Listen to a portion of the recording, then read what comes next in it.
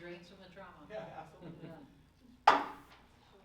I'd like to call to order the Canton Local Board of Education organizational meeting, January 13th, 2025. Okay, election of officers. Can I get a nomination for president for the Canton Local Board of Education for 2025? I'd like to nominate Tom Tedeschi. Second? I'll second that. Okay. Any questions or concerns? Mr. Schatzel, will you call the roll? Dr. Noel? Aye. Ms. Brown? Aye. Mr. Knight? Aye. Mr. Kowalski? Aye. Ms. Davis? Aye. I'd like to nominate Annette Davis for vice president for 2025. Is it second? Second? Questions or concerns? Mr. Schatzel will call the roll. Ms. Davis? Aye. Mr. Knight? Aye. Ms. Brown? Aye. Dr. Noel? Aye. Mr. Kowalski?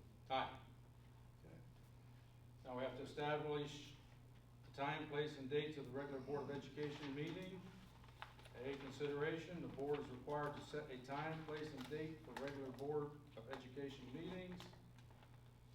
B, data, regular Canton Local Board of Education meetings will be held at 6 p.m. on the third Monday of each month, except for as noted at school sites for January 2025. January 13th, Canton South High School. February 18th, which is a Tuesday, Canton South High School. March 17th, Canton South High School. April 21st, Canton South High School. May 19th, Canton South High School. June 16th at the Multi-County Juvenile Detention Center. August 18th is Canton South High School at 6:30 a.m. September 15th, Canton South High School. October 20th, Canton South High School. November 17th, Canton South High School, and December 15th, Canton South High School. It is recommended that the meeting dates be adopted for 2025. Can I get a motion to act on the meeting dates? So moved. Second? I'll second. Any questions or concerns? Mr. Schatz will call the roll. Mr. Kowalski? Aye. Dr. Noel? Aye. Ms. Davis? Aye. Mr. Knight? Aye. Ms. Brown? Aye. Okay. Standing resolutions for 2025. Mr. Yegley, would you like to comment on any of these resolutions? Yep, so hey, just to make sure everybody's clear, these are the resolutions that you guys authorized Jason and I basically to do the day-to-day handling of the board. None of them are really any different than any of the previous years. And again, these are the things like we can accept resignations until we bring it to the board. We've even had some conversation about, there was an option to even take that out. We're not gonna do that, we're just gonna keep things as is. Like hiring, it allows me to hire somebody until we bring it to the board for your approval. And same thing for Jason to sign contracts. So that's all this really is. The only thing that I would like to point out to you, just to make sure everybody's clear, under number 15 on this resolution, and it's allowing us to join into organizations such as OSBA, the School Board Association. The one that I'd like to point out to you is by us joining, and we've been in this, and it's our recommendation that we continue to, the Ohio Coalition for Equity and Adequacy and the Ohio Coalition for Equity and Adequacy Ed Choice Voucher Litigation. Just so you know, by you guys agreeing to that, we are joining back in, just like we have been, to basically the lawsuit, having to pay for the lawsuit that's fighting against vouchers, to make sure that every dollar that the state set aside for public schools, goes to public schools. So I just want to be very clear, when you vote for that, we are authorizing $2 per student. Unless that changes, I've not heard anything that changes, that we would pay to be a part of that, to make sure that the money set aside for public education goes from there. So I just want to be clear when that's votes, everybody knows that's what it's for. If you look at item 21, this is only the other one that's different. This sets aside money for us for meetings, staff recognition, things like that. In the past, that's been $4,500 we've set aside. Just with the cost of everything where it is, we've upped that to $5,000 this year. And again, that's just different in years past, and we wanted to call it out so everybody knew. But other than that, it really just allows Jason and I to do the day-to-day business on your behalf. Thank you. It is recommended that the board approve the resolutions as listed. Can I get a motion to act on? I'll make a motion that we accept them as written. Second? I'll second. Any questions or concerns? Mr. Schatzel, call the roll. Mr. Knight? Aye. Ms. Davis? Aye. Mr. Kowalski? Aye. Board Service Fund. A, consideration, the Ohio Revised Code requires the establishment of a service fund for the expenses of members in the performance of their duties. B, data. The Ohio Revised Code sets the limits for a service fund. A suggested amount would be $4,500, which is several thousand below the maximum. It is recommended that the board approve the service funds as specified. Can I get a motion to approve it? I'll make the motion. Second? Second. Any questions or concerns? Mr. Schatz will call the roll. Ms. Brown? Aye. Mr. Kowski? Aye. Dr. Knoll? Aye. Ms. Davis? Aye. Mr. Knight? Aye. Okay, is there any other business? I make a motion to adjourn the regular for adjournment to the regular January meeting. Second. Any questions or concerns? Mr. Schatz will call the roll. Ms. Davis? Aye. Mr. Knight? Aye. Ms. Brown? Aye. Dr. Knoll? Aye. Mr. Kowski? Aye.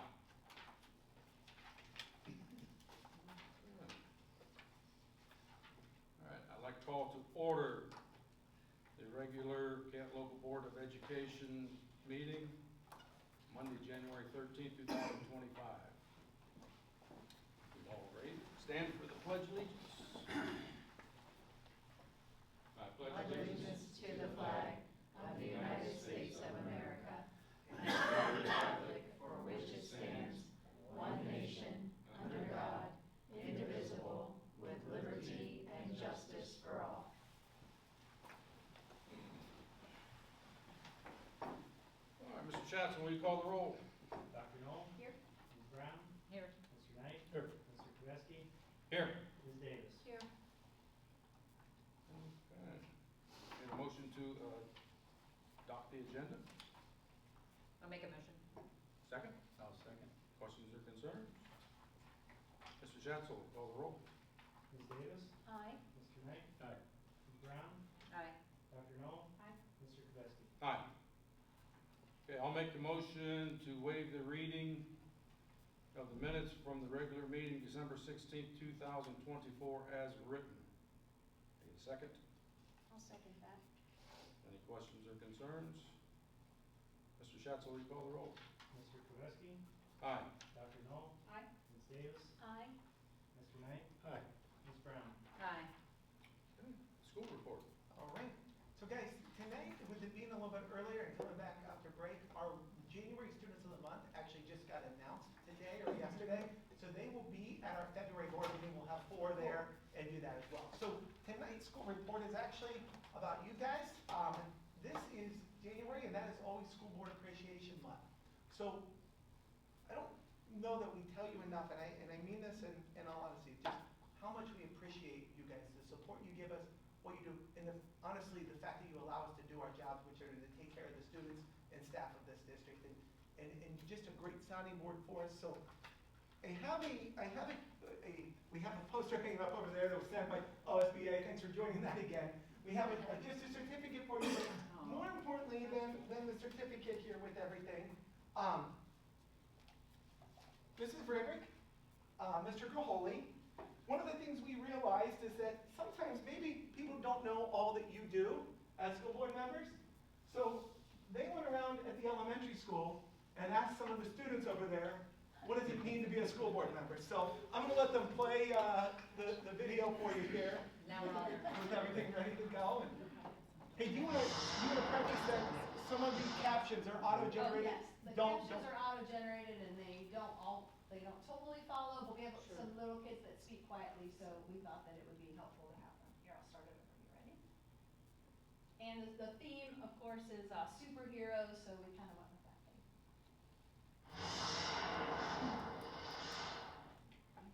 What does a school board member do? Print out the file when somebody was sick.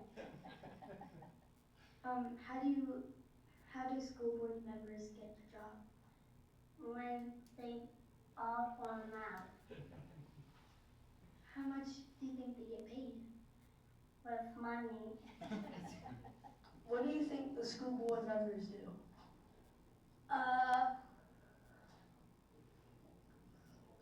Actually, call out names.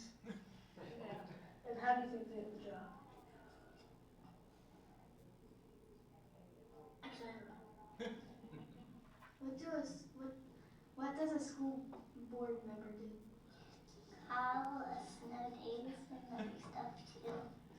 How do school board members get job? Some people vote for them. How much do you think a board member gets paid? $50. What does a school board member do? They like our superintendent. There's like our superintendent's boss, and they like go out in the community and just bring stuff back, like complaints or something, just like that. Well, how do school board members get the job? They I'm pretty sure they have to be good like with our community. They're like, yeah, they're just gonna be good with our community. How much do you think they get paid? I'm pretty sure like around $20 to $30. How do school members get a job? I think they get their job by like voting for like saying like, do you want to do this and that, like voting like What do school board members do? I think they decide what we should do for the school. How much do you think school board members get paid? Probably like a lot. How much do you think, or how do you think they get their jobs? By an interview. Like they have to get interviewed and then they get the job. Like out of a lot of people. What does a school board member do? They can like call days off and like, yeah.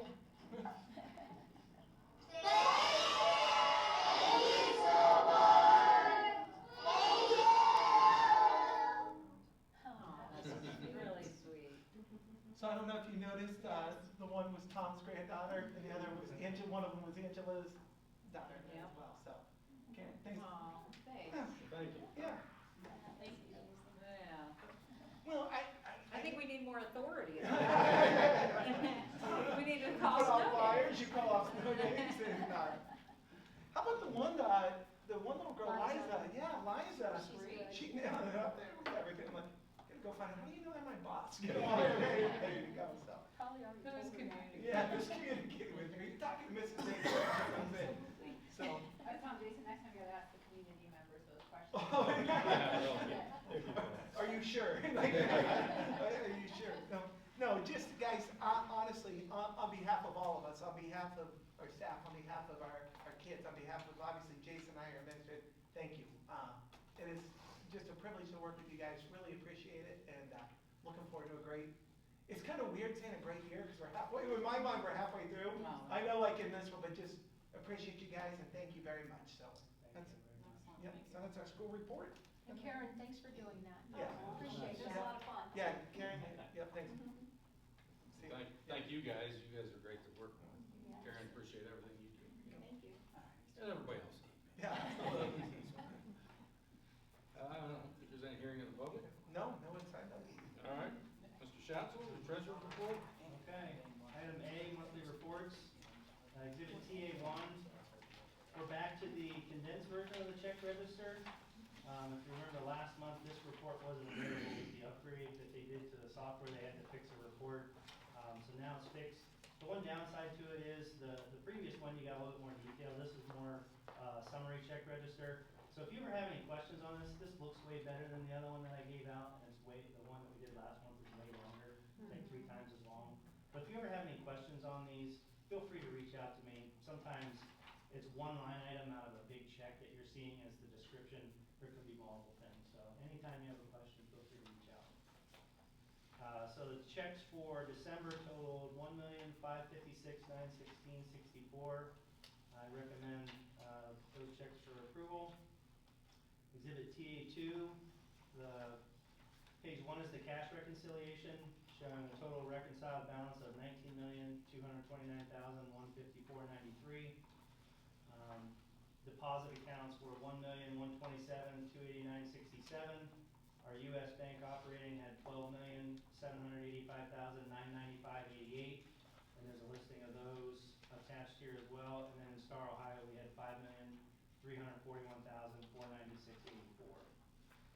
Page 2 is a listing of all of our, page 2 and 3 is a listing of all of our balances by fund, which matches the grand total on the reconciled balance for the reconciliation for audit purposes.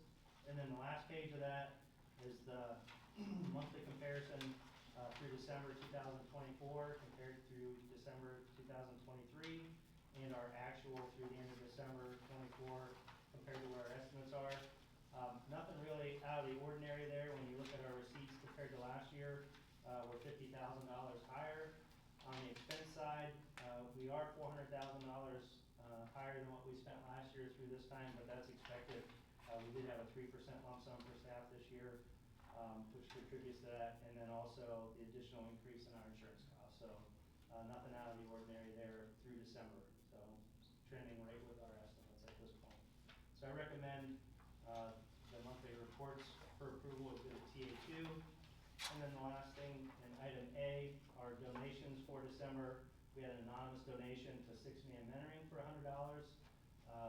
Donation from Jan Lyon for the Bob Lyon Culinary Scholarship, $300.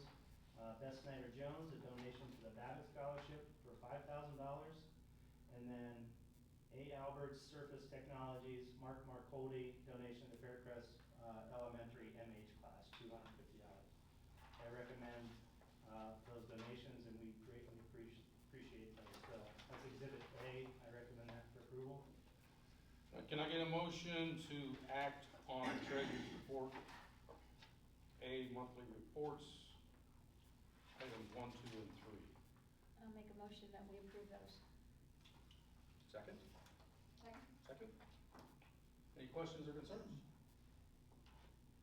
Mr. Schatzel, will you call the roll? Ms. Brown? Aye.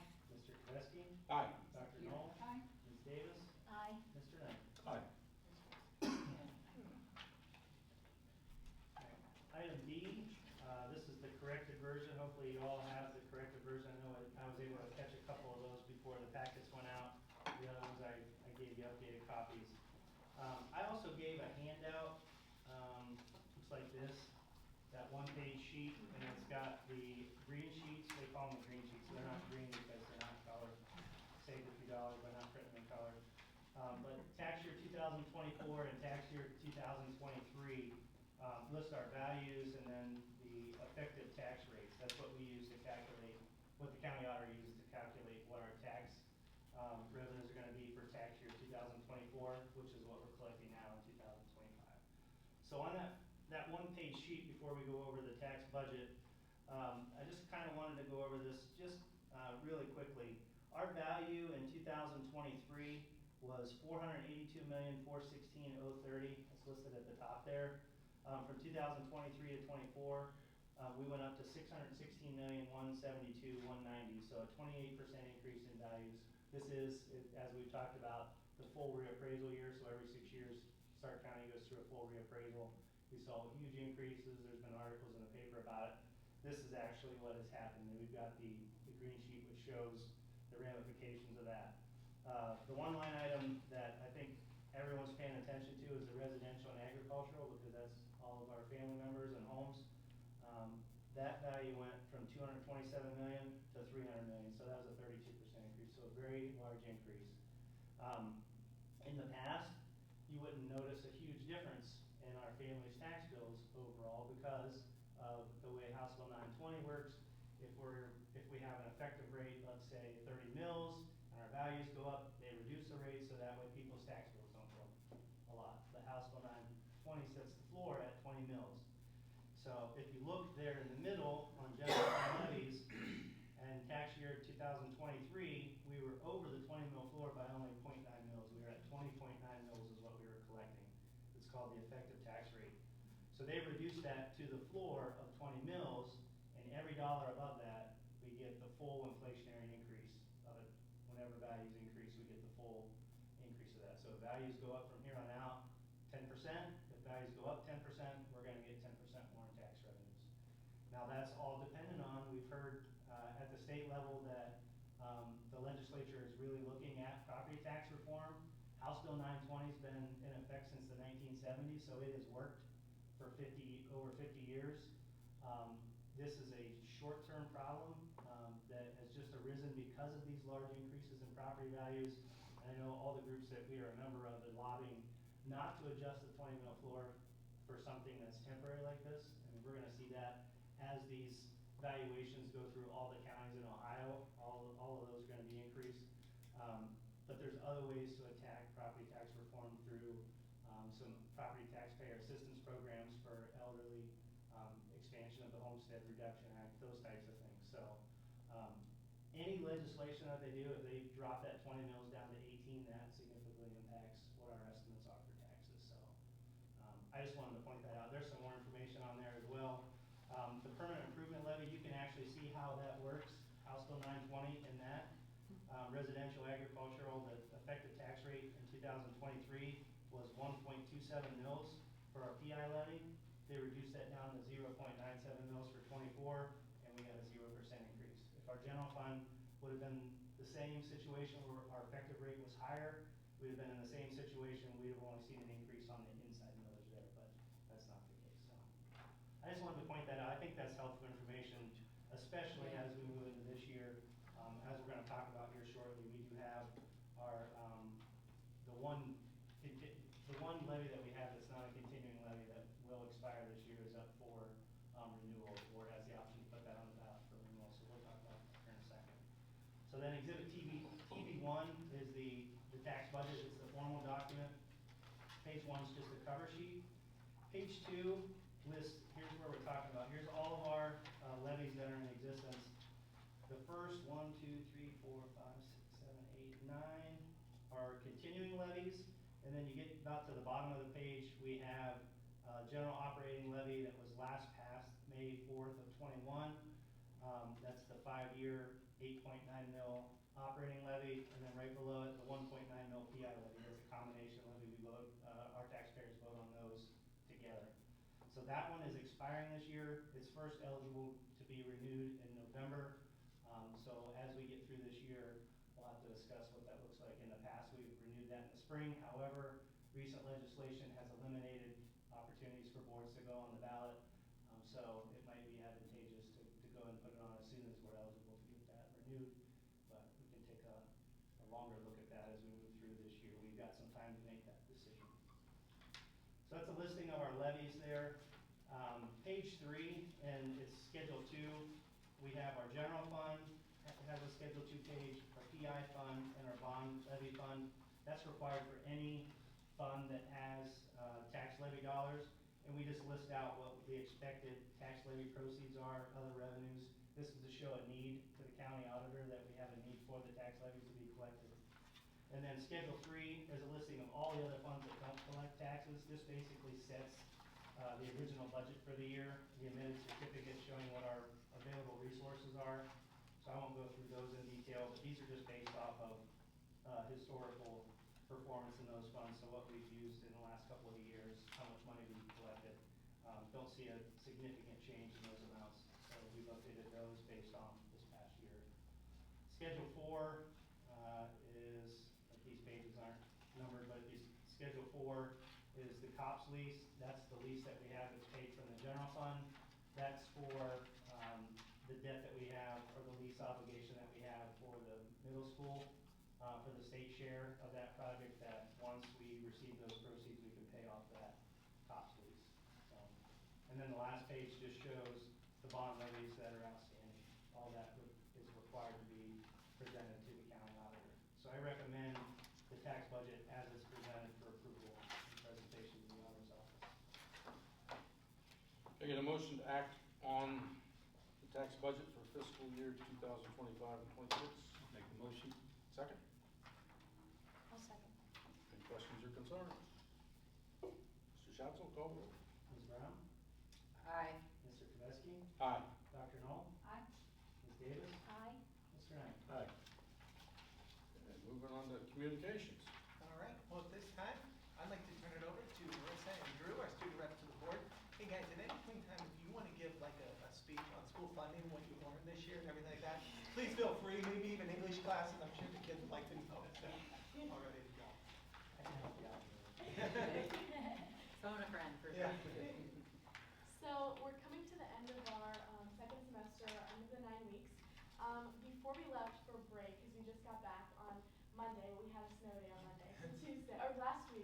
So we had exams spread out in a 3-day period, so it gave kids time for more studying, more rest time. So with the 8 periods, we split them up each day, so you're not taking all your tests in one day. So it was a lot more flexibility for all the students, which was very nice, and getting it out of the way before break. So And then also during that time, in November and December, we had our staff members of the month, which were Mrs. Ruckert, who works in the animal science building, and Mr. Edwards, who is a social studies teacher. And like the students of the month, I mean, obviously everyone deserves recognition for work they put in around here. So we've been nominating, students get to nominate staff members of the month, just like students.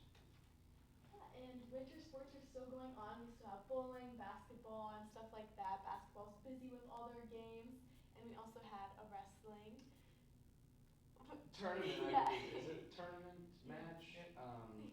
And at that, we had a student, Renzo Tello. He had his 100th win there. Wow. So don't pick a fight with him. Look out. Is it 100th win or 100th pin? 100th win. Win. Yeah. It is a win? Yeah, they're not all by pins. So Oh, you can win true, by true. points. Yeah, Okay, yeah. okay. I Sorry. wouldn't know the answer. Yeah. Along with that, we had a BPA competition, which is Business Professionals of America, and we went to the Tusk of Kent State, was it? And we Kent Tusk. competed, Kent Tusk, and there was graphic design. All of our programs, career tech programs that we offer at Kent South, went over there and we had competitions. I was involved in the accounting competition, so it was a 15 multiple choice question, and then you have math and other written parts of it, and then Drew was in the graphic design. That's true. I tested, we were given 90 minutes and a little background of a hypothetical company. We had to make a logo for it, flyer, business card, that kind of thing. And if I did well enough, then we'll move on to states and then regionals, I believe. But Yeah.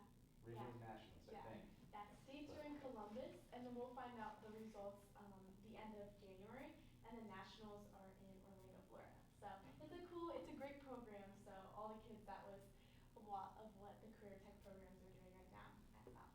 So yeah. Okay, thank you guys very much, appreciate it. So, honestly, just as, for my communications and with everything, I just want to reiterate and just make sure you guys know, and Jason already said it, but just prepare that we probably will be coming to you as we get into that March, April, May, to discuss what the board wants to do with that renewal levy and to go from there. So just, obviously, be thinking, go from there, we'll have some conversations here within our board meetings, but we'll have to take action if you choose to do that, or it's not something you can really wait for. So I just want you to be ready for that. One of the other things, and I have it here, and I talked to you guys a little bit about, we're doing our summer projects, and we set aside our permanent improvement, and Mr. Schatzel talked a little bit about it. We get those permanent improvement dollars to try to take care of those big ticket items. And we've been very, very fortunate that we have, this beautiful high school, that we have our middle school, that we were able to do a lot of work with our elementary. So while we have our buildings in pretty good shape, one of the things we're looking at is how do we make some of these other upgrades that need to be done that maybe you wouldn't do if we were having to remodel, take care of these buildings so much. So as you know, we've already signed off on doing the track out at the stadium. We do have enough money in, we got the quotes back in on the lights out for the stadium for football, soccer, track, band, everybody that uses that. So we're in the decision-making process right now, and the estimates that came in are within our budget that we have set aside. The low-end estimate is $356,000 that come in for the lights. The high-end estimate comes in at $431,000. And the reason why there's that disparity is because they're different light qualities. I had to do some things looking this up, but a candle foot average, a foot candle average is how much per foot is lit. Currently, right now, we are at 30 candles per foot, or 30-foot candles per. So they're not lumens at this point? They're No, candles? yes, foot candles. Interesting. Whole new thing. No more we're looking at lumens. that. So if we were to do that, that would be the low end. That's currently what we are. The place that we're talking to recommended that we go no lower than 40. We have done some research. The recommended average for a stadium of our size, which is between 2,000 and 5,000 seats, is that we go 50. So I just want you to know, we're reaching out, we're talking to some other areas talked to Beaver Local that just did their lights a couple years ago. They're gonna get back to us. Mr. Dennison reached out to New Philly, which had recently done something. We're gonna try to find out what's there. We don't in any way ever wanna be wasteful, but we also wanna make sure that if we're doing it, we're setting it up for the next 20 years, we're doing it right.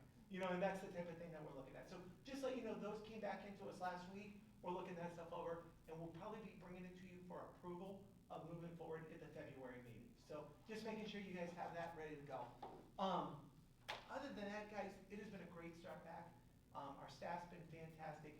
As they mentioned, there was a snow day there. Please know, as you know, you guys get the credit. I guess they're calling the snow days, but when I walk through the hallways now, that's all that gets thrown at me. But it has been a great start back, and really want to thank our staff, everybody, our students for that. So that's really all I have for right now, and ready to move in unless you guys have questions.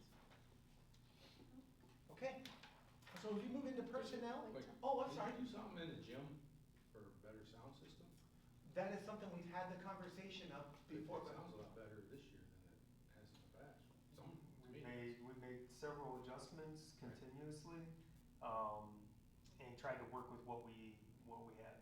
Yeah. And so far, so good. Yeah, it's a lot better. Good, and I'm glad it's noticeable. Yeah. Definitely. But we have not upgraded Right. systems or anything like that, no. But that has always been something that's been on our list of talking. But honestly, we had a little issue early in the year with someone, and then Nick and his team went down and worked on it and tried to tweak some things some more. So again, I'm glad that you noticed as well.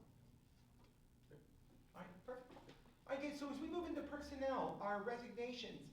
Christina Ricketts, this is one we expected, but Christina's been a wonderful teacher here for years. Sad to see her go, but excited for her retirement. That's at the end of this school year here with everything. Angela Perry, cafeteria worker, is going to be resigning effective at the end of this week.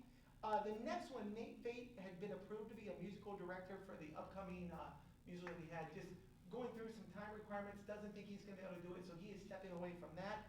I do plan on having someone for you in February. I'll be very honest, Mr. Zamarelli, his wife has helped him previously at other districts. When we get all of her stuff, I plan on bringing that to you in February, just so you know to replace there.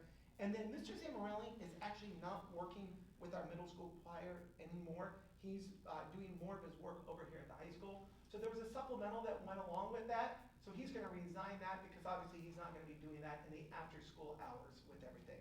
So those are our resignations I'd like to ask that we approve. And then item 2, the employment piece of it. Robbie Dorchek is gonna be coming back or we'd like to ask for him to come back to be our boys tennis coach. Robbie's continuously been our girls coach, has been our boys coach in the past, but again, the double season was worried about it, stepped away for a year, but feels like he can come back in, can't commit the time. He'd like to recommend that Matt Knoll be his assistant coach. Matt's coached a lot of sports for his teacher as well. I'd like to recommend that. The next one is Sharon Williams, his permanent sub. So if you remember, I believe in December, we accepted Sharon's resignation for permanent sub here at the high school. She is pursuing a degree in mental health and took a job working in that field, not in mental health counseling, but with an agency doing that. And she went through it, decided that she was more comfortable being here with us, still pursuing her degree, reached back out to us. And if you also remember, we lost our permanent sub at the middle school at that time. So Mr. Knoll would like to recommend that we hire Sharon back there. We were sad to see Sharon go. She still coaches for us, and we're glad to have her back helping. She does a great job with our kids. Nate Fate, just talked about, he picked up that extra choir supplemental there doing that because he is now working with our choir and will be there doing those things. John Zamarelli, this one here, the Thespian Honor Society, we had some conversations, and I appreciate Mr. Knoll working with me to get an MOU in place. It was the only one of our honor societies that didn't have a stipend. There's recognition, there's a banquet, there's all of those things, but our National Honor Society, our Technical Honor Society, our Tri-M. And so we thought we needed to make that right and be fair to everybody, and so Mr. Nolan and I did an MOU to make sure that's there, and we'd like to approve Mr. Zamarelli, who honestly did it for us for free last year, and just make sure that it's paid appropriately this year. The next couple that you're gonna see there, Scott Stair and Amanda Lyon, they are for our math counts. That's for the math tournament that takes place coming over there. Just know at the next board meeting, we're gonna have a few more because we've solidified that team. There's gonna be about 4 more coming. Dan Lauber, Mason Boldazar, Jen Williams, and I can't remember the last one off the top of my head, but we're gonna be bringing those to you in February. That math tournament is in early March. So if I'd like to ask that we approve Amanda and Scott. Roger Bailey is a substitute custodian. Nick's doing a great job of getting people on that custodian list, and what that sub list, and what it does is, as we have openings, people that have been in subbing for us, the best interview is to see the quality of their work. We were able to do that with one of our last hires, and Andy McMillan, doing a fantastic job. So again, this is only as needed, so you will constantly see us add people to the sub list throughout the year. The next two, we have been down monitors at the high school, and we've been working, and we got those in. We literally just got these on the agenda on Friday, but there's two of them we'd like to approve. I'm gonna start with the bottom one, John Hinkle, at a 5.5-hour monitor. Here's another situation. John had been our weight room coach, he's still our head girls soccer coach. John stepped away to take a job for us, but realized that he enjoyed working here. And so again, he's worked with our kids.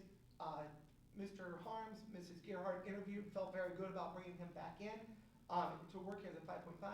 Jennifer Boyer, and the reason why I want to make sure everybody sees this one and knows this one, Jennifer has been a monitor for 4 years in Syracuse, New York. Family moves here. Husband is a graduate from Canton Local. I believe she's a Perry graduate, but they just moved back into the area, and she has 4 years of experience.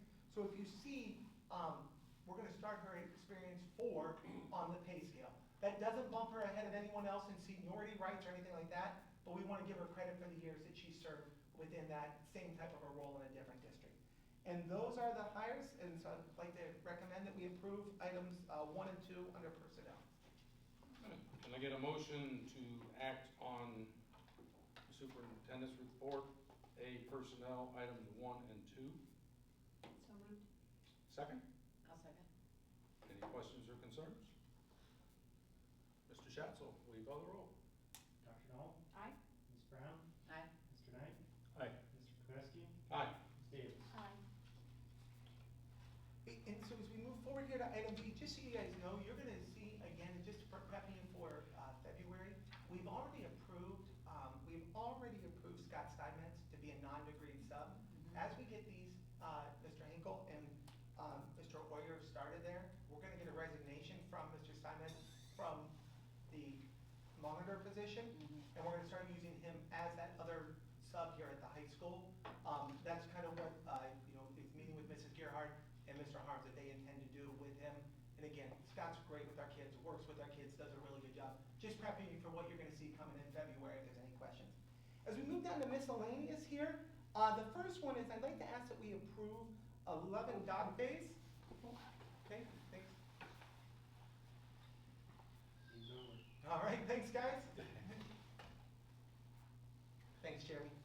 I'd like to ask that we approve 11 doc days for Lindsay Hamilton, starting actually last week, the 7th to the 10th, and then the 21st to the 29th. This is for a medical situation within her family, and the reason why we said up to 11 is because if there would happen to be a snow day or a calamity day or whatever the kids hound me on that, we obviously wouldn't be taking it. These are days we know she's going to need to be in California for medical stuff with her family. And so again, sorry that she is going through all of this, and just would ask that we would approve that for her. The next part then, asking for approval, is of the school calendar for this upcoming school year. You guys have a copy of it there with everything. It meets not only the negotiated agreement that we have with the teachers union, but also we sat down in this room with the administrators from Perry, Sandy Valley, East Canton. We brought each multiple different calendars to the table. Sandy Valley, East Canton, and ours, this is the one that we ended up going with and lined up the closest. We sent it back to Perry. They just sent us one that lines up very, very closely to this as well. And again, they are a career tech compact, so we always try to work with them so that, so this one here meets what our requirements are, but also is the closest aligned to our partner schools. I'd like to ask that we approve that. The next thing you're gonna see is to amend the South Star Career Academy agreement. Under our current contract, the way things are set up is that if we are the home school for a program, graphics, business, it'll be the new HVAC, welding, construction, I could go to small animal science, I could go. We get the first 50%. The next largest school, which obviously is Perry, gets 25%, and the other two districts get 25%. In having a meeting with our career tech partners, we actually want to make an adjustment to that to drop that number to the program's homeschool getting 40%. I want to explain why that is here with everything, because you may my first question is, why would I agree to that? That means less kids for us. The way you get selected is when our kids apply to get into a program, they get rated a score on their GPA, and then they get rated a score on their attendance. We take that score, and let's say it's 10 for GPA, 10 for attendance, 10 out of 10, 20. We go in order then, rank them out, and the first highest spots to come in, top score, get in. We would automatically, under the 25 or 50%, get the first 12 spots.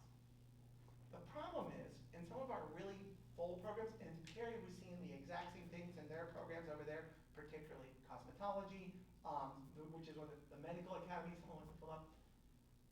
If you get to the bottom of that 12, you have some kids that are getting in with pretty low scores, while kids from Perry, Sandy Valley, East Canton are not getting in. And the same thing's happening to us over in the Perry program. We may have kids with considerably higher scores that are not getting in. And what we've seen is those kids that are getting in with those low scores consistently haven't been successful, are the ones that are not. And so what we've done is essentially shut kids out of a program for other kids to get in that aren't being successful, and then it's too late for that kid to get in. Couple reasons why we're okay with this. One, we want every kid to be successful, and obviously we want to always do what's best for our Canton local kids. But, and I don't mean to give him too much credit with him sitting here, but we now have CBI back up and running here at Canton South High School. It had gone away for a little bit. Jeremy stepped in. Jeremy's doing a fantastic job. Jeremy has full classes this year for the first time. I mean, really, is this year 2 or 3 for you, buddy? Year 3. And I would say this is really the first time we have full all day, within that program. The second part of his day, he's out checking jobs, doing things like that. It's been really good.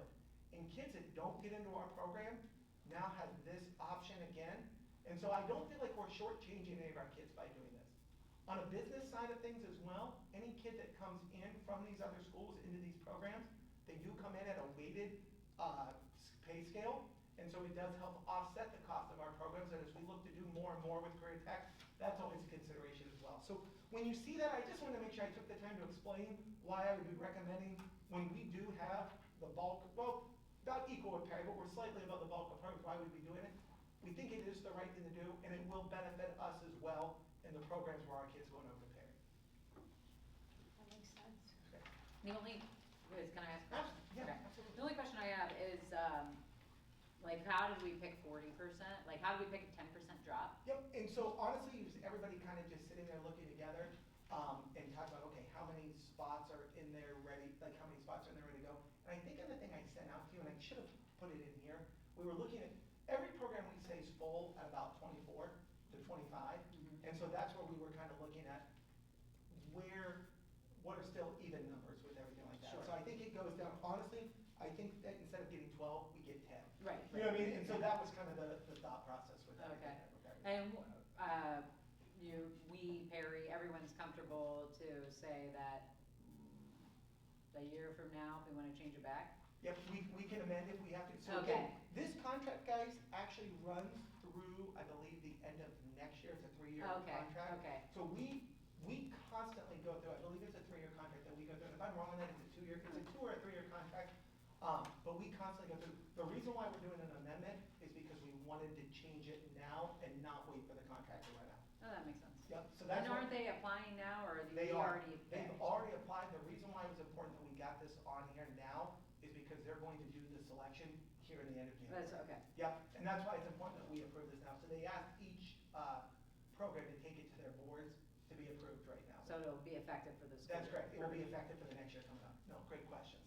And if I'm, it's either a 2 or 3 year, and I can't remember off the top of my head. So, all right, and then honestly, that is it for miscellaneous B. C. I have to maybe do that one separately. Yep, I almost made that same mistake. Yeah. I did when Mr. Podesta and I were talking about it earlier today. Can I get a motion to act on item B, miscellaneous, for the superintendent's report? I'll make a motion. Second? I'll second. Any questions or concerns? I just have one last question. What do we think the percent increase would be for the 10%, like, dollars coming back to the school? It Is really, this- it depends on program. It honestly. does, Yes. okay, that makes sense too, so that's fine if we don't know, just curious like how this could. Yep. So impact there are our certain budget programs that next are year. weighted at like the highest rate. It is not gonna be enough. If you're talking 2 kids, Yeah, It's- but 2 kids across every program that we have. Yep, but like, for example, CBI, because there's not, it's a career tech program, it's the lowest funded weight. So it might be like 1.1, where you only get just a little bit more. And the reason for that is, there's not the tools, like all the things that go into it. Sure. Some of your programs are weighted at a considerably higher weight, and honestly, Brian Mon or Krista would be way better at telling you, oh yeah, that's what this weight and everything is that comes in. We were estimating, and this is just from our discussions, and Jason, correct me if I'm off on my numbers here a little bit, but we were estimating that in HVAC next year, we would get approximately 65 to 70% of the teacher paid for in weighted funds. Okay, okay. That's about right, what we talked about. Okay. And that's with bringing in, And we're still gonna get the weighted funds, whether it's our kid sitting in that seat, or a Perry kid, or a Sandy Valley kid, we still get the weighted funds for those kids. For the, but we just get money from, like, when our kids go to Perry, our money goes over there. Right. And when their kids, Yeah. their money comes into us. so we have the potential of having Yeah. 60% in the room versus 50%. Yeah. And again, that was, how do I say this? That really wasn't any of the reason behind making the move. I just asked, I'll be very honest, when we were in the meeting, I asked, okay, so at the end of the day, tell me why I wanna go and sell this to our board. If for none of the programs, less of our kids have the potential of getting in. And the real reason was because some of the ones that are getting in with that extra 2 spots haven't traditionally been successful, and we're keeping kids out that possibly could have been. And so, and the same thing's happening to some of our kids going over at Perry, and it's a give or take. And then we just started talking through all the other things that go with it, and that was one of the other things that got discussed. Yeah, no, it absolutely makes sense. I was just curious. Since No, because it's absolutely. impacting. Okay. Yep. Good, we good? Mr. Schatzel, call the roll. Dr. Knoll? Aye. Ms. Brown? Aye. Mr. Knight? Aye. Mr. Kvesky? Aye. Ms. Davis? Aye. All right, the final for me, guys, is board policy. And if you remember at our December meeting, we had the very first reading. And by that, I just mean they were out there for everybody to view, go from there. There's nothing within these board policies that is anything controversial or anything. It's to keep us up to date with law, to keep us up to date with just the latest things that are coming in. There were a few selections, but nothing over the top. And please know, anytime there's something that I feel is a big change or something, we're gonna stop, we're gonna pull that out, we're gonna talk, make sure everybody knows. Mrs. Davis did have the opportunity to sit in with us when they went through on this one. And again, it's a lot of stuff, but it's not anything that is controversial or anything outside of those realm. And this is just asking for the final approval. But I think I learned a lot too. Yeah. So it was good. Yep, absolutely. Okay, I get a motion on item C, the board policy, second reading and adoption on the superintendent's report. So moved. Second, I'll second. any questions or concerns? Mr. Schatzel, you all call the roll. Dr. Knoll? Aye. Ms. Brown? Aye. Mr. Knight? Aye. Mr. Kvesky? Aye. Ms. Davis? Aye. Okay, informational items, report concerns? Of course, we're getting a new legislature, so that's gonna, it'll be a while before they get things going. But one thing they are talking about, which really concerns me, is the funding. We have right now, funding in Ohio was a 6-year, 3-part funding. Every 2 years, it kicks in. And so this will be the 3rd part of that funding, 6-year funding. And the Senate leader is making a lot of noise about we can't afford it because there are no stimulus funds, and that we can't afford that increase, that they're going to have to go back and redo the funding. So that would make, really affect us, along with everything else that's going on. But the good news is many of the, it's basically split Democrat, Republican for this change, Democrats against it. Many Republicans are now moving against it, against the change. So hopefully there will be enough that they will be able to curtail this change, and we'll continue with the funding that we have. And then in 2 years they're going to have to redo, but at least we'll have 2 years of knowing what we're getting.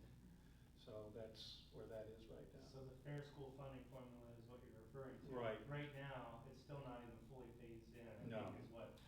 It's the third, it's this